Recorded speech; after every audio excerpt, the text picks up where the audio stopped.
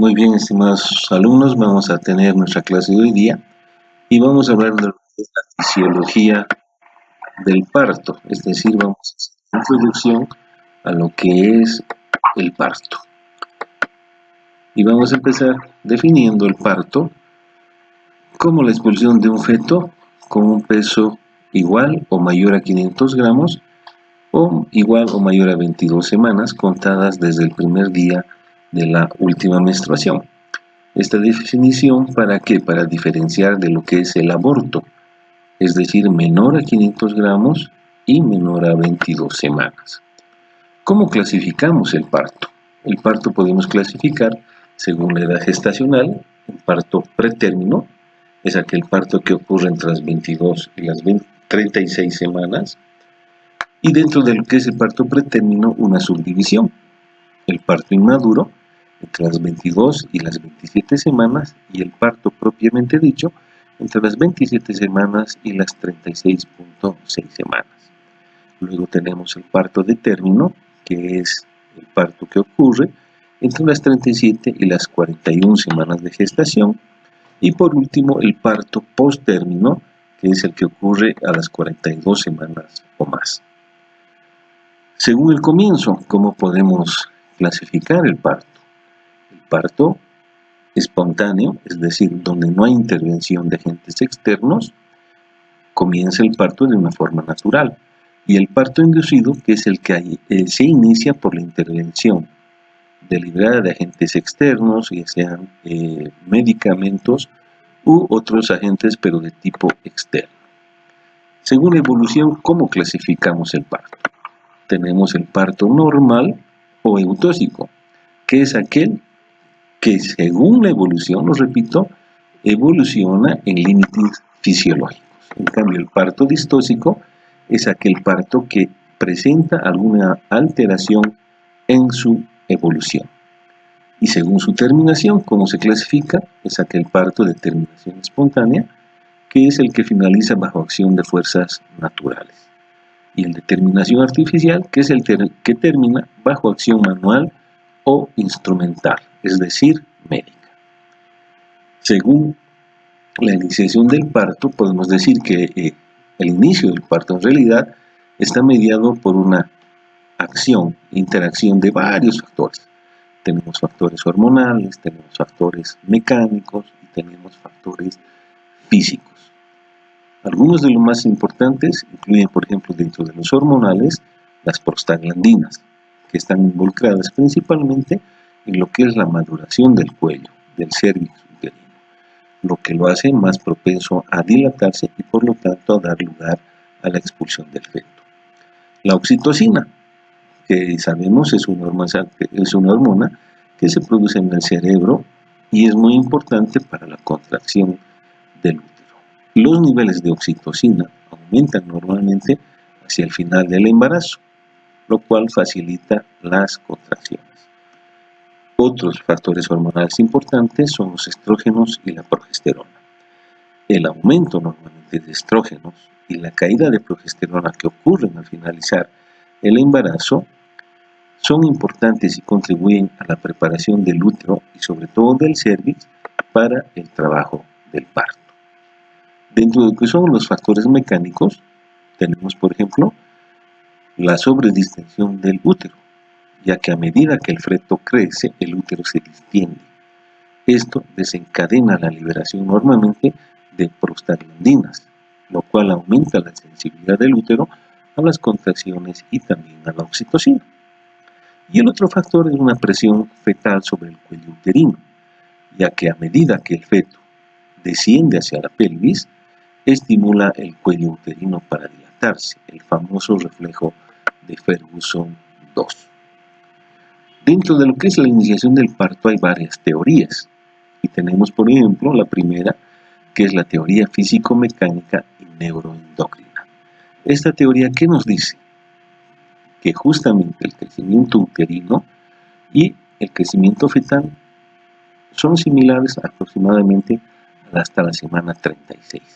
Sin embargo, al terminar esta semana y comenzar la semana 37, la distensión del útero es limitada, mientras tanto el feto puede seguir creciendo. Este crecimiento fetal va a producir una sobredistensión uterina y va a producir una estimulación de los vasoreceptores. Esta estimulación de los vasoreceptores a su vez va a producir una estimulación del hipotálamo. Esta estimulación del hipotálamo nos va a dar como consecuencia la liberación de oxitocina, lo que va a producir la dilatación del cérvix y del segmento inferior, lo que a su vez va a producir nuevamente estimulación de la hipófisis y mayor liberación de oxitocina.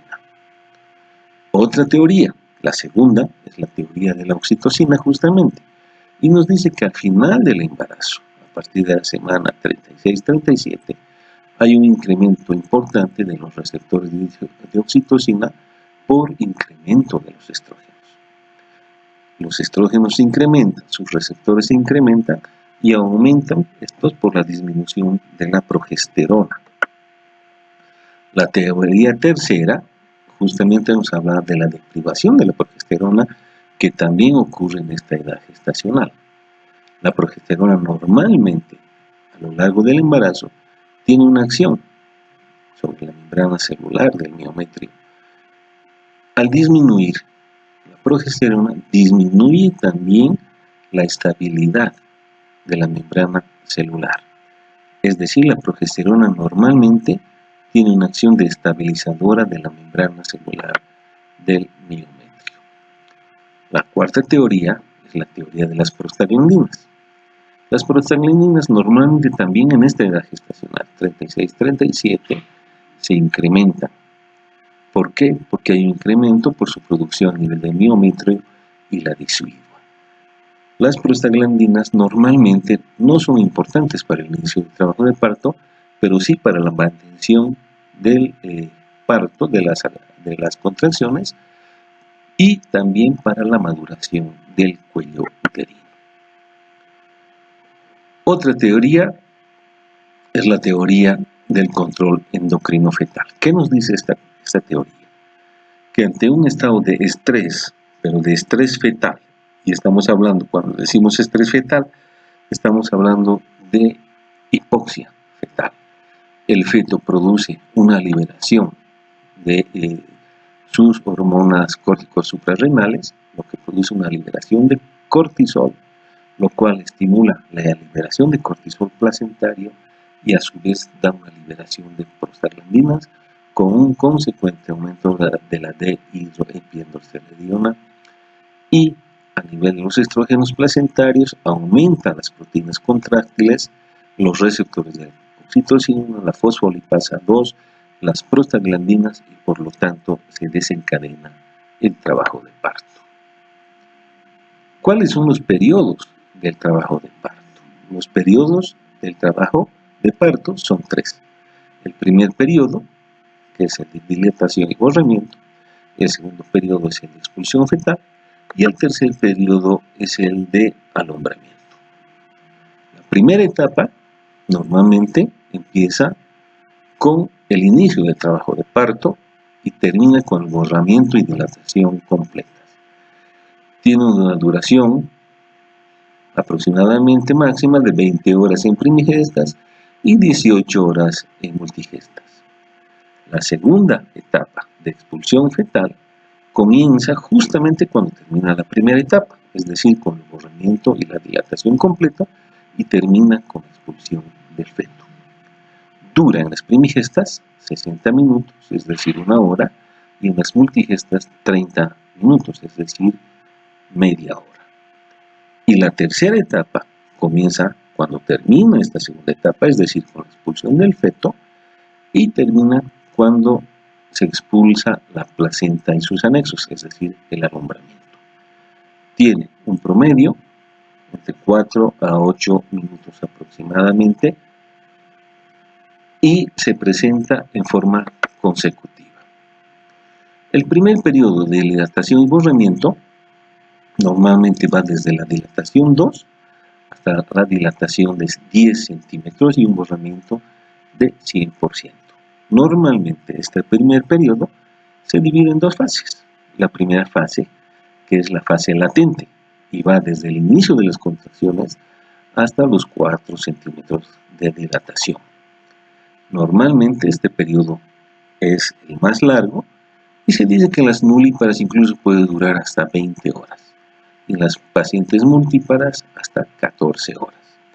Y la segunda fase es la fase activa, que va desde los 4 centímetros hasta alcanzar los 10 centímetros de dilatación y el 100% de borramiento. En mujeres nulíparas, quienes dilatan alrededor de 1 centímetro por hora, y en las nulíparas, 1,5 centímetros por hora. El segundo periodo, o periodo expulsivo, inicia, como ya lo hemos dicho, con el cuello completamente borrado y dilatado, y termina con el nacimiento del bebé. Como lo habíamos indicado, el tiempo promedio de este periodo es de 1 a 2 horas máximo en las primíparas y se reducen los embarazos posteriores al primero, es decir, en las multíparas, como habíamos indicado, 30 minutos. Y el tercer periodo, o alumbramiento, que se refiere a la expulsión de la placenta y sus anexos, va desde la expulsión del bebé hasta la expulsión completa de la paciente. Y más o menos dura entre 8 a 15 minutos. Hablemos ahora de un tema importante dentro de lo que es la patología, dentro de lo que es la fisiología del parto, y se refiere al trabajo de parto. Y podemos decir que el trabajo de parto se refiere a un conjunto de fenómenos fisiológicos que tienen por objeto la salida de un feto viable a través de los genitales femeninos. ¿Cuáles son esos fenómenos? Esos fenómenos podemos clasificarlos en dos grandes grupos. Son los fenómenos activos y los fenómenos pasivos. Los fenómenos activos se refiere principalmente a las contracciones uterinas y a los pujos. Los pujos, a su vez, se pueden dividir en pujos espontáneos y pujos provocados. Dentro de lo que son las contracciones uterinas tenemos que estudiar 4 aspectos importantes: la frecuencia, la intensidad, la duración y el tono basal. ¿A qué se refiere la frecuencia? La frecuencia se refiere al número de contracciones que puede tener la paciente en un periodo de 10 minutos. Y lo normal son de 3 a 5 contracciones en estos 10 minutos. La intensidad normalmente la medimos en milímetros de mercurio y compara la diferencia de presión desde el tono basal hasta el punto más alto de la contracción. Es decir, el punto más alto de la contracción es lo que denominamos intensidad, y normalmente es entre 30 y 50 milímetros de mercurio. La duración de la contracción es el tiempo que ocurre desde que se inicia la contracción hasta que ésta se recupera al tono basal, es decir, desde que empieza hasta que termina. Y normalmente es entre 30 y 90 segundos. Y por último, la cuarta característica se refiere al tono basal, que es la presión intrauterina de un útero en reposo, en 2 contracciones, y lo normal es entre 8 a 12 milímetros de mercurio, con una media de 10. En esta gráfica ustedes pueden ver las 4 características, es decir, la frecuencia, la intensidad, el tono y la duración, que se grafica en una cardiotocografía.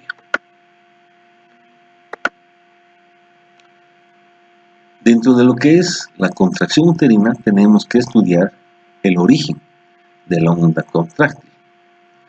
Para esto debemos decir normalmente que dentro del útero hay 2 marcapasos que se encuentran dentro del mismo y que van a ser los que comanden las contracciones.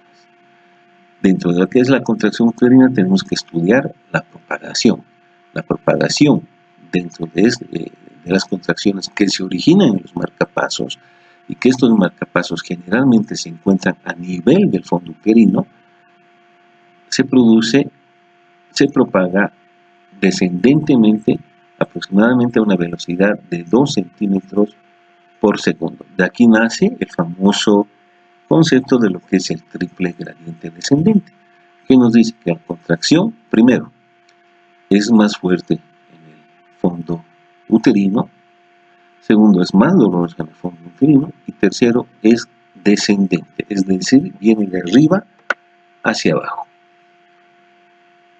Dentro de lo que son los pujos, tenemos que hablar, y ahora habíamos dicho, los pujos espontáneos y los pujos provocados.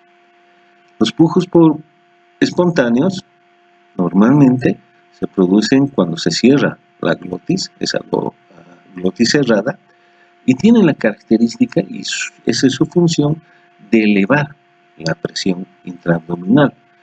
Es decir, incrementan la presión normalmente a las contracciones previamente analizadas. En cada contracción uterina se dice que aproximadamente en forma normal hay 2 a 6 pujos. Elevan la presión intraabdominal 120 milímetros de mercurio, la amplitud en 60 milímetros de mercurio y la duración de 5 segundos. Normalmente nosotros tenemos que pedir a la paciente en el trabajo de parto que puje cuando hay contracción, es decir, tiene que haber una suma de efectos.